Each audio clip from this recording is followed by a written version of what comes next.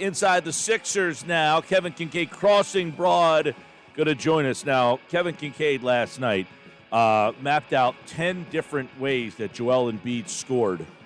I'm interested, of the 10, what was the most impressive way that Joel Embiid scored last night? He did it in a Hakeem Olajuwon type of way. He did it in a Dirk Nowitzki type way. He did it in like guards type way. Of the 10, Kevin, which one is, holy mackerel, this guy's 7'2", 280 pounds, and he did that?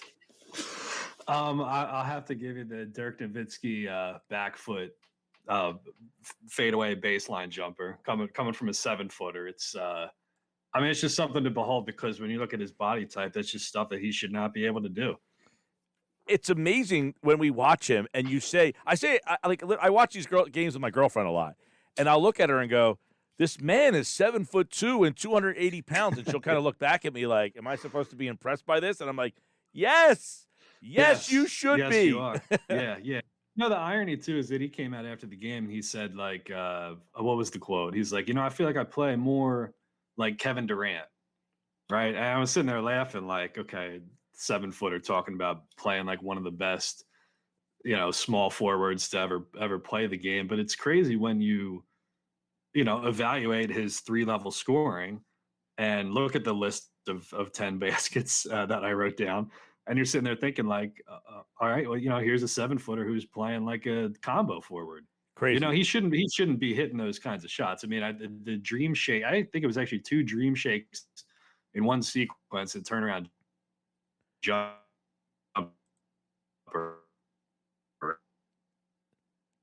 We just lost Kevin Kinkead. There he is. He just bounced back there. I think we lost myself here, actually. He's fading away, hitting stuff on the big point sideline out of bounds play, and there's only like 2 seconds left on the shot Marco Bellinelli would be doing. Yeah. So it's crazy to me how, he's not only is he doing efficiently, but he's added this third level to his game that just was never there before. Right. Now, you follow that up by saying you become numb about how good he is because you see it so often. I hope people aren't becoming numb. And again, we have this discussion a lot, and it's like it's past like the process and all that stuff, but people were so mad about what you did to get him. And all I say is you could have gone 38-42 that year, or you could get this guy. Boy, am I glad they got this guy rather than be 38-42. That's a good way to look at it. And I think the funny thing about the let's pause and take a step back kind of conversation is that there's nothing like really profound about it. I'm not going to sit here on the radio and tell you something that you don't already know. Like, well, let's appreciate Joel Embiid. Yeah, well, no, duh. But I think because, like, to the point I was trying to make in the article is I think when you see something so frequently that maybe you don't appreciate it as much because it's right in front of your face. It's like, here, I'll give you a bad example. Like Dave Matthews Band has played in Camden for 17 straight years, right? And like, so you're used to them and you like expect a certain thing out of them, but it doesn't mean they're not great, right? So maybe like you go 1 year without it during a COVID year, and then you come back and see him again. And you're like, oh, wow, okay, I get that perspective because I took a step back and didn't have that, or I was evaluating something different, And I think sometimes you get caught up in the moment and you don't really realize, hey, we're in the midst of, a generational athlete in his prime turning in one of the best individual performances in Philadelphia sports history. I think that's why you talk to people and say like, hey, just take a step back and just try to appreciate him individually for what he's doing this year, because it's insane. He's doing things that he shouldn't be able to do. I've seen some of those Dave Matthews at the Camden. I can't. Yeah, you would. You seem like a DMB kind of guy. Well, I've seen a lot. I mean, I saw a lot of different concerts at the I used to be a concert goer big time, man. I've seen a lot of Radiohead.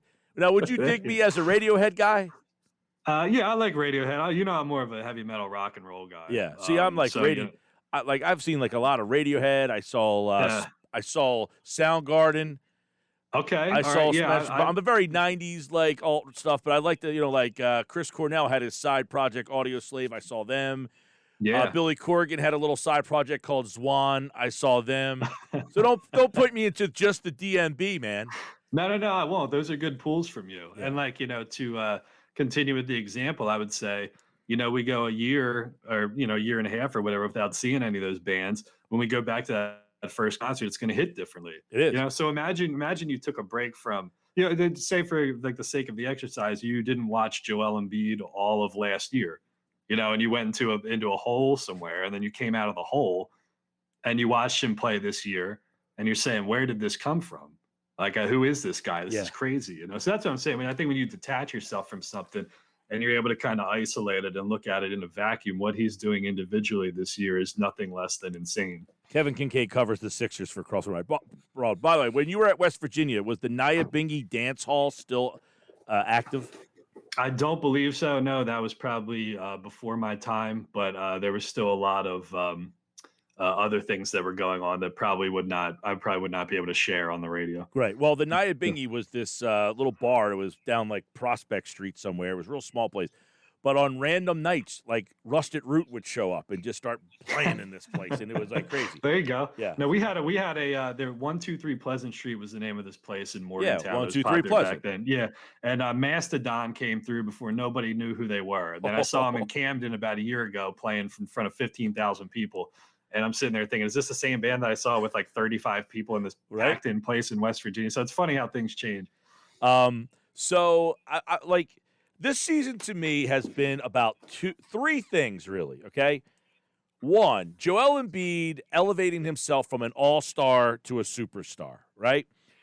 Two, this team has essentially, I feel, come to terms with Ben Simmons. We're not counting on you to score.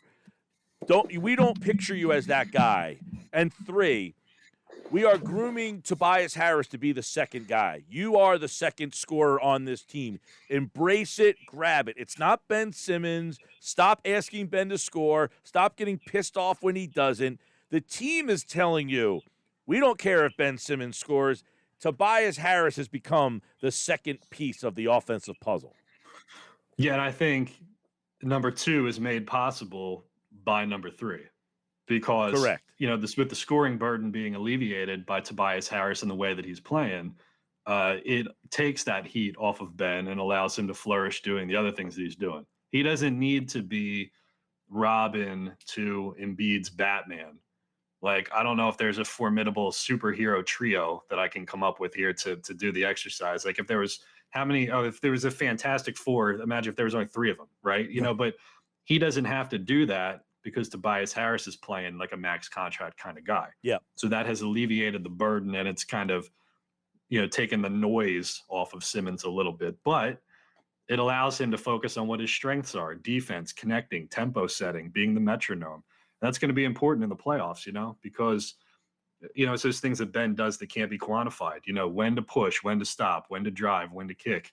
And I hopefully he'll raise his game a little bit as we get to that. But none of that would be possible if Tobias Harris wasn't scoring consistently, and that's helped us drive that narrative away. Yeah, I kind of liken him. I'm not comparing him to these three, but Embiid as Jordan, Harris as Pippen, and Simmons as Rodman, the non-scoring Hall of Famer. Yeah. You know what I mean? Like, yeah, Rodman's a Hall of Famer who doesn't score a lick. No, it's true, and I don't think Draymond. People do the Draymond comparison with Ben Simmons sometimes. I don't know if that one really works, because Draymond had generational scorers surrounding him. So you could have put anybody in there and say that he was going to excel. But I think that's a good shout for sure. I think it's weird because people use the term role player, and it makes you sound like you're just a bit part guy. Like Shane Battier was a role player, right? And then you use the term. I like the term glue guy a little bit better, because glue guy makes it sound like you're not, like you're more important than a role player, but it's more of a facet of your skill sets that kind of bring everything together. Right. Now, it's weird to think that you would have a glue guy who was the number one overall pick, who's making a lot of money, and it might be absurd to say that Ben Simmons is a glue guy, because it's kind of been a derogatory, lesser kind of term over the years. But when you think about what he does, is he kind of makes the players around him better and pulls the pieces together. So I don't think it's too absurd of a take on the surface to say that he's kind of like an incubator for everybody else around him. He's certainly a necessity, I would imagine, even whether he scores or not. Kevin Kinkead, a couple quickies for him. Do you and is the team starting to trust Korkmaz? In the regular season, yes. In the playoffs, no. I just don't have any, I don't see any evidence to say that he can be a consistent guy coming off the bench in the second round of the playoffs.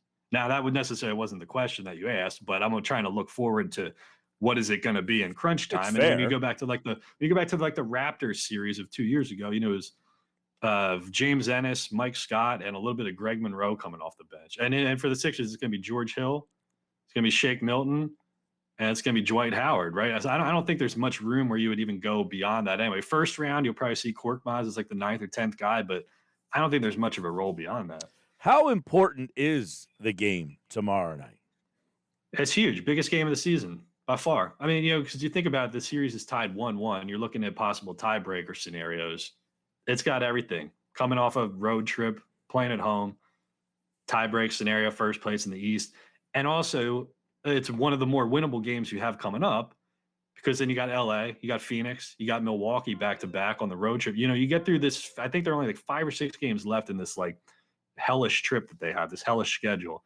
And if they get through that, like they're clean on the backside. Like there's not a lot of tough matchups coming down the stretch. So this is one of the more winnable ones they have coming up, actually. Yeah, I mean, they had this road trip here that you were like, man, you had that 6-game road trip. You had the 2 games where you were back-to-back, and now you have a 4-game road trip. The schedule makers were not nice, and they went 3-1 on this road trip. So you got to start giving them kudos there. Everybody, Kevin, wants to say, I can't take anything from the regular season. I'll only believe stuff in the playoffs. Is that the way that you look at it? Yeah, I think so, but they're doing things differently in the regular season than they were in the regular season last year and the year before. There's just more, like Embiid is a different player. Harris is a different player. So, if you're looking towards, what was the phrase Brett Brown used all the time? You're trying to land the plane, right? So like if the landing gear is just starting to come down right now, like, no, you can take the prior games that we've already played this year and kind of put them off to the side.